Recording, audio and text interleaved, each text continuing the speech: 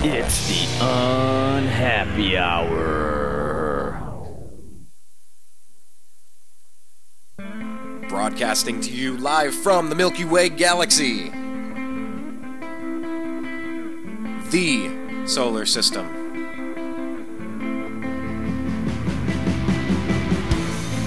The Ohio State University fans worldwide, especially this one sitting here in Los Angeles, California, welcomes you to the Unhappy Hour. The Unhappy Hour.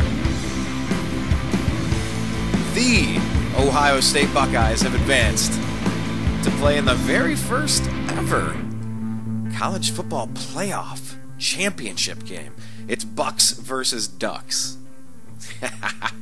Man, have you ever seen a coaching job like what you're seeing out of Urban Meyer right now? Have you ever seen it with anything? You lose Braxton Miller, a preseason Heisman candidate. Then J.T. Barrett comes in and absolutely lights up all of college football this year. He should have had votes for Heisman. Yeah, he got injured for 2 games. Who cares? He should have had Heisman votes. To come in as a backup and do that? Then he goes down, and now Cardale Jones is getting the job done, making quite a few big plays, both running the football and throwing the football. It's amazing. Of course, this past weekend, the Cleveland Browns season is mercifully over, and I just don't know what in the heck is wrong with the Cleveland Cavaliers. I don't. So who better do I need to bring in than Zak Baris? He is a former NBA scout. Now he's an NBA consultant. He's a lifelong Cleveland sports fan. We got to start with the Buckeyes. We'll get to the Browns at the end, but we got to figure out what's going on with the Cavs too. So let's bring him into the show. But before we do, real quick, if you haven't checked out our homepage, it's thenewamericanmedia.com. On the right-hand side of that webpage, you'll see TNAM Radio. When you go there, that's where you click play to listen live. If you're listening to these shows embedded after the fact, that's how you do it. You click play, you listen live, you join the conversation, you live tweet us, all that jazz. Now, on the right-hand side of the home page as well is our Twitter feed. We're at American_media_. Connect with us. Tweet us. Not all the time, not a million times, but sometimes. And we'll carry on a conversation about politics, about sports, about, good stuff that you care about. Facebook, do a search for The New American Media with spaces in between and like the page. And then on YouTube, youtube.com/The New American Media. So like our page and subscribe over there. So let's do this. Let's bring in Zak Baris now. Talk about the huge win for the Buckeyes over Alabama.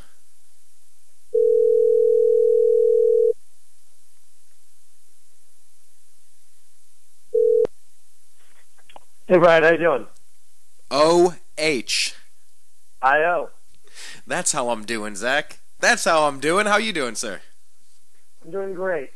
Man, what in the heck are we witnessing with this Ohio State Buckeye team this year? It's hard to say. Like I said, like I've been saying all week, I don't think you're ever going to see something like this again where a third stringer can come in and be this good. It's honestly, Ohio State's been, there's no words for it this season. Coming out, you watched the Navy game at the first game of the year. They looked horrible. They barely beat Navy. They came in strong in the second half and beat them. They lost to Virginia Tech, and I'll never forget turning off my TV that night going, well, they're not going to the playoffs. Yeah, the season's done. They didn't go undefeated, and they lost to a kind of crappy team. Well, we're done. Kind of crappy. They lost to a 6-16 team. And I remember going, there's no way they're going to be able to get in there. They're knocked down to 21 in the rankings, and they've got no shot. What do you know? They came on fire a couple weeks later. J.T. Barrett played his ass off this season.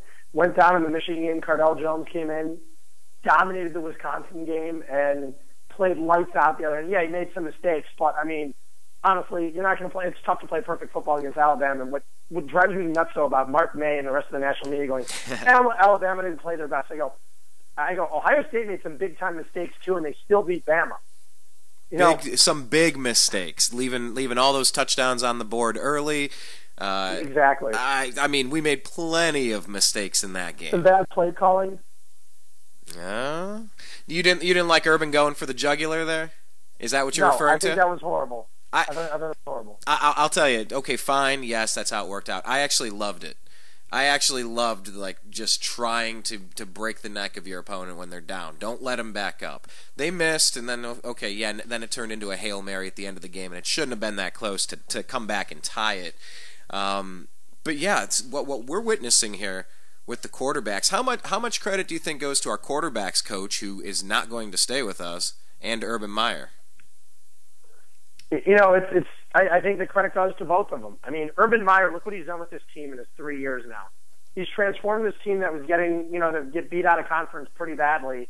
And look at him now. That's the team, Ohio State, other than beating Arkansas, has really never beaten a powerhouse SEC team. Take a look at it. They never have. And you go out there and you beat Alabama. You beat the number one team in the country. They were faster than Alabama.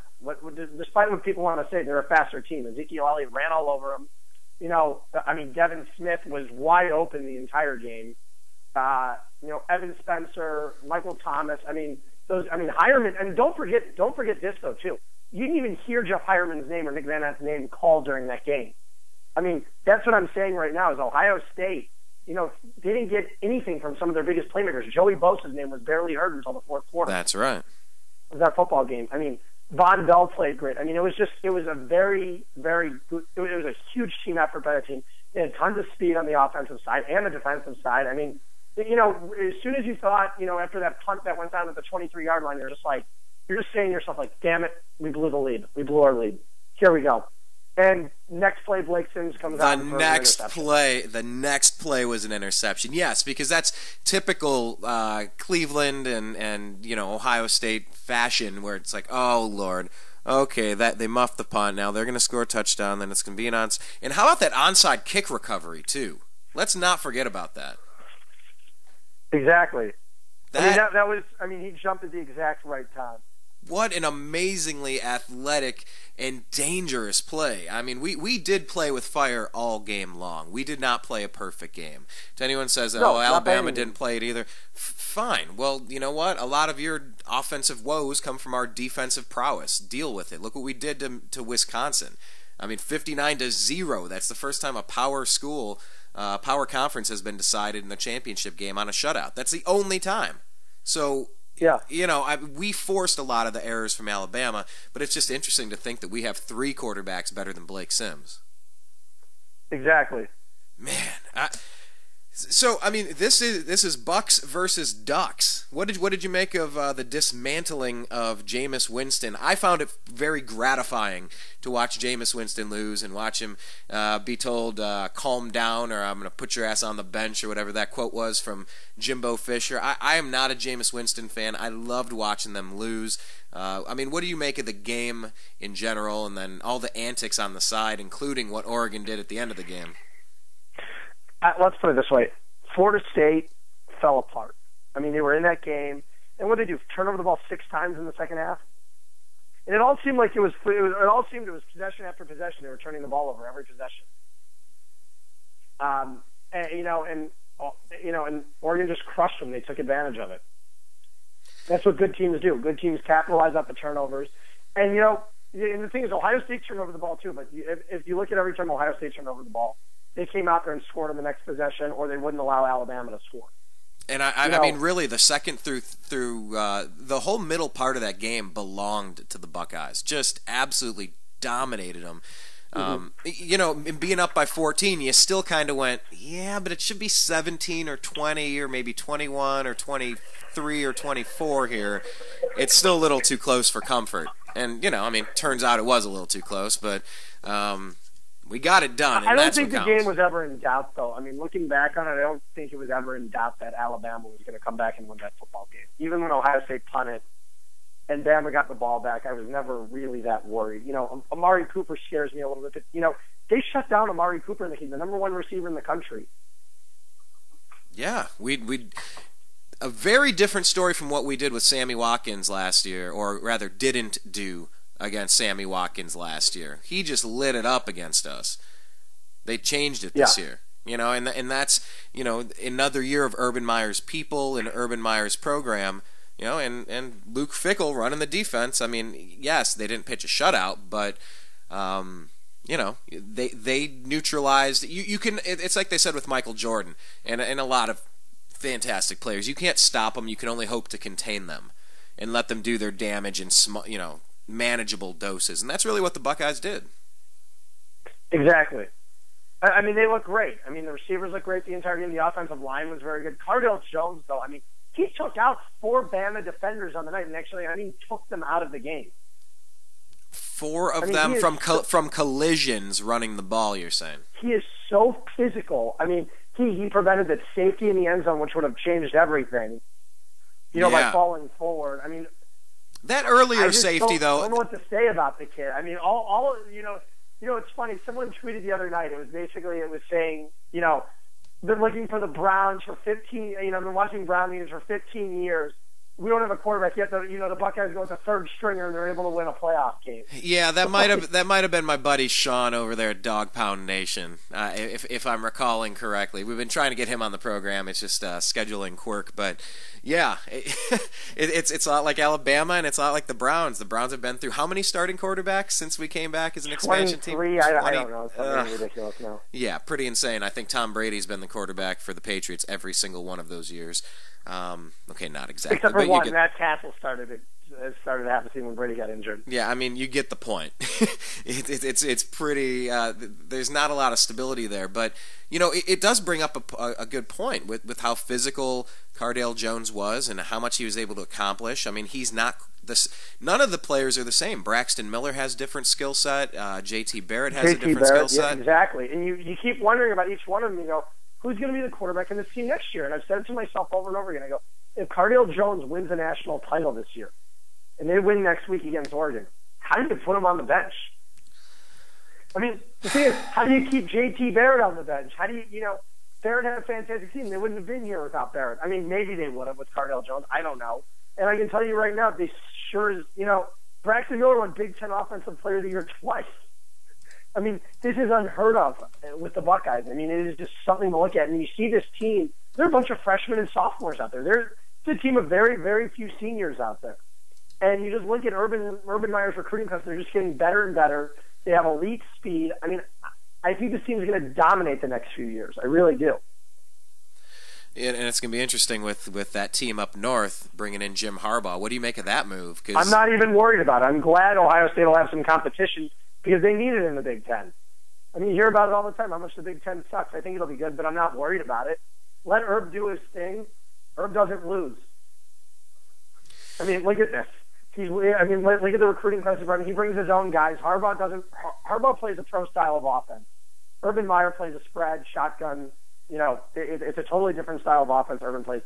Urban's going after faster guys. He's not going at, look at the guys he had at Stanford. Yeah, Harbaugh had Andrew Luck. He had some really good running backs. He had some good O-lines. But at the same time, like I said, I'm not panicking over it. I'm not one bit. I'm not nervous about it. I'd be more nervous if they got Nick Saban. Hey, honestly, what's good for Michigan is good for us because if we're good enough, we still keep them irrelevant, except we take all those I used to call them computer points. I'm still getting used to this thing where we don't need the computer points. Style points, baby. No, but it's very maybe it's fitting. Maybe it's fitting that in the first year of this college football playoff, you have two teams that really wouldn't have even been there. Ohio State and Oregon playing for the title. There's no way you would have left Florida State out. Well, that's the thing when people go, oh, well, Oregon would have been in. And I go, in the old BCS system, and just looking at it, there's no way they would have left FSU, a team who won the national title, out of the game. So it probably would have been FSU and Alabama. It probably would have. Absolutely. And clearly Oregon was a much better football team. Everybody knew that all along. It's like when Notre Dame made the title game a few years ago. Notre Dame wasn't even that good, but they made it because they were undefeated. And they got their butts kicked by Alabama. Well, people are talking now about Baylor didn't do anything to help themselves, and actually that really helped the Big Ten going up against Baylor. And Wisconsin beating Auburn helped too. Absolutely it did. Talk about both of those for a minute. I mean, the Michigan State game was unbelievable. I was watching and I was upset. I was like, I can't believe Baylor's going to come out and win this football game. I was like, it's just, all it's going to do is you're just never going to hear this. You're never going to hear this end. And Michigan State was resilient. They came back. They went and beat them. I mean, it was one of the best endings in college football I've ever seen in that game. It was just, with the blocked field goal at the end, with Michigan State scoring. I mean, it just played out so nicely. It was a great game. You're just sitting there so happy I watched it. And then you have Wisconsin on the other side going up against another SEC powerhouse, and the Big Ten took care of business in that one too. Exactly. The Big Ten didn't look like a joke. I don't care what people say about, Illinois or Indiana or whoever losing their bowl games. That doesn't bother me one bit. Those are games that are so minuscule they don't even count. Because the best of our best are as good, if not better, than everybody else out there. Yeah, you look, Michigan State, the second best team in the Big Ten, beat the best or the second best team in the Big 12. Ohio State, best team in the Big Ten, beat Alabama, the best team in the SEC. Wisconsin, the third best team in the Big Ten, beat the third or fourth best team in the SEC.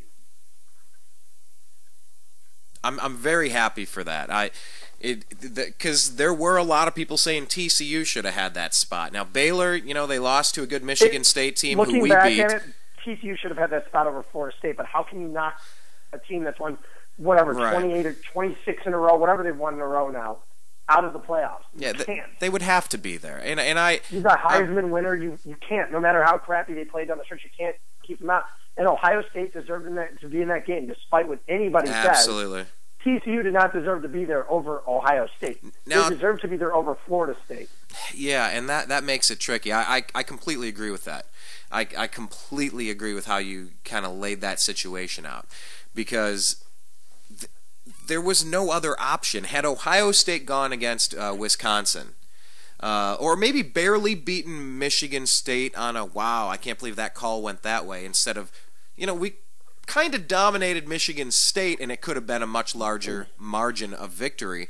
And then Wisconsin, if that had been a field goal, last-second field goal or overtime, wow, they played Wisconsin and, barely edged them out. That would not have been as convincing as 59-0. That is what is so impressive to me. Exactly. Looking back on this, you had one shot. Those memes, they say you had one job, and they spell stop wrong, SOTP or something. You had one job, and that's really what Ohio State did. They had one job against Wisconsin, and that was to dominate with style points and prove, hey, we belong. And I'll tell you what, man, they did it. And all the people saying that they shouldn't have even been in the top four, man, I'm so happy that this is happening this season. I guess then we'll start wrapping this up on college football, because I want to talk a little bit of Cavs and just kind of give the epitaph to the Cleveland Browns season, and kind of think about some of the free agent moves we have to make going forward there. What do we think about TCU? Since obviously, like you said, you couldn't have possibly left Alabama or Ohio State out of it, or Oregon out of it, and because of the track record and the Heisman winner and the fact they've gone undefeated for 2 seasons, Florida State was in. What do you say to TCU? Do you think that there should be 6 teams or maybe 8 teams next time, or just, hey, you got to go undefeated to get in? Hey, you know what? It is what it is. I mean, I think it would be better with 8 teams, because you would have seen Michigan State and Baylor in it too. So, or even 6 teams. Here's the thing: is with 8 teams, it allows for the 5 power conferences to each have 1 team with 3 wild cards. That's what I like about it.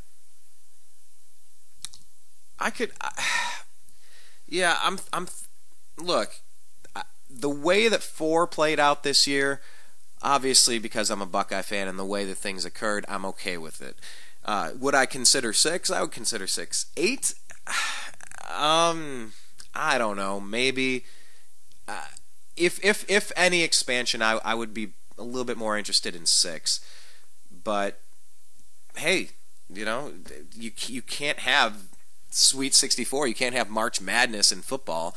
Where do you draw the line? I mean, at some point, if you lose a game, I think 4 teams might be the proper time to draw the line. Yeah, it might be, and I think in the next couple seasons it'll play out as well, and we'll get a little bit more opportunity for the 2, 3, 4, 5, 6, 7 teams to make their case and see if it's a little too small of a sample size or if we need to expand. But what do you make of the Buckeyes' chances against Oregon in the title game?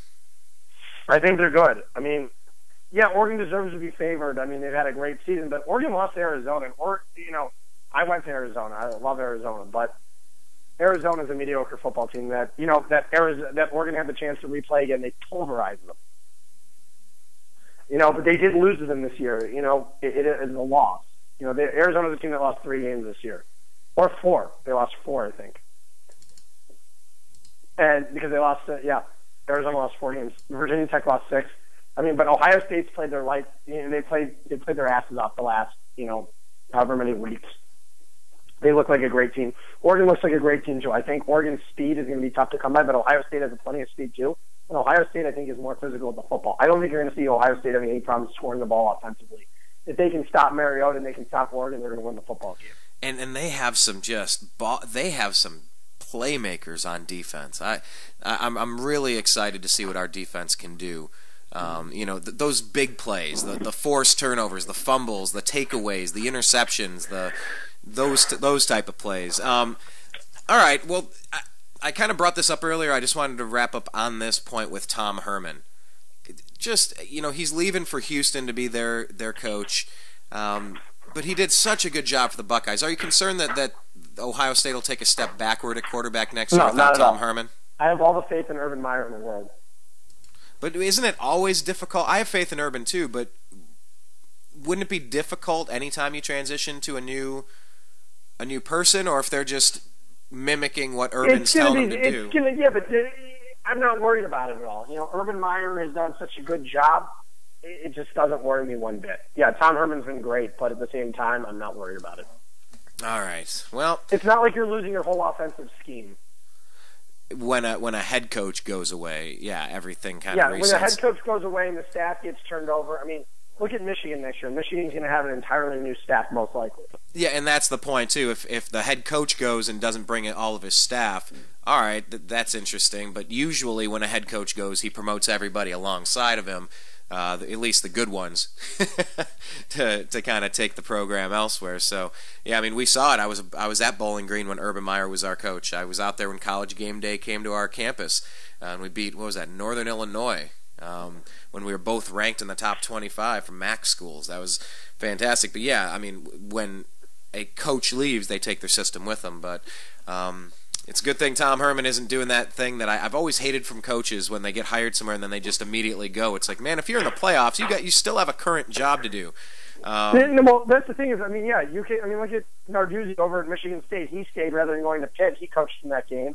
You do what you've got to do because it's also good. It's a good tool for recruiting purposes too. I mean, if I'm a quarterback right now and I'm considering Houston as one of my choices, hell yeah, I'm going to look at that and say, wow, Tom Herman's done a hell of a job.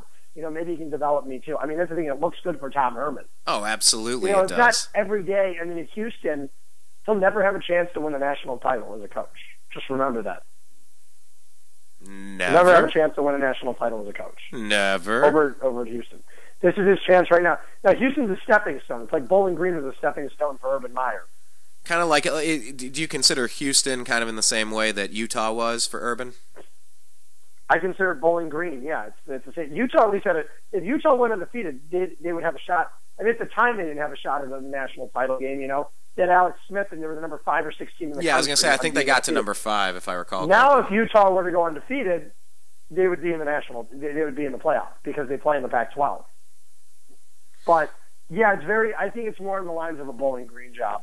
And I'll tell you what, it's so beneficial that the Buckeyes and the Big Ten that they added that championship game. Just so crucial. I didn't really get the significance of it at the time because we never had a title game in the Big Ten. I didn't give a damn. If we're good, we're good. I don't care what your SEC's doing. We bring good teams out. So what? If you beat Michigan or if Michigan beats Ohio State, that's a great team coming out. Deal with them.